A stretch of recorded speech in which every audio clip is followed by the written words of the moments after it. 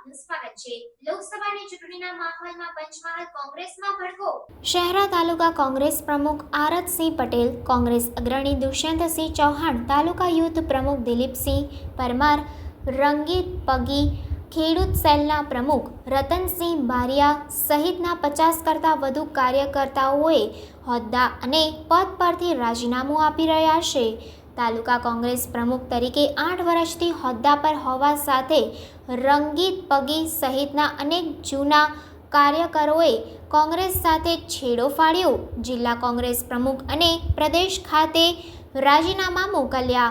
રંગીત પગીના જણાવ્યા અનુસાર બીજા અન્ય રાજકીય પક્ષ સાથે જોડાવાની ઈચ્છા હાલ નથી। શહેરા વિધાનસભા કોંગ્રેસ પાર્ટી તરફથી લડ્યો છું અને હાલ હું ગુજરાત પ્રદેશ ડેલિગેટ હોય અને મારી સાથે પંચમહાલ જિલ્લા મહિલા પ્રમુખ તેમજ ગોધરા વિધાનસભાના ચૂંટણી લડેલા ઉમેદવાર તથા ફંટલ ઓર્ગેનાઇઝરના તમામ હોદ્દેદારો જે પણ સાથ સમર્થનમાં આવ્યા છે તમામ રાજીનામા આપીને અમે કોંગ્રેસ પાર્ટીમાંથી રાજીનામું આપ્યું।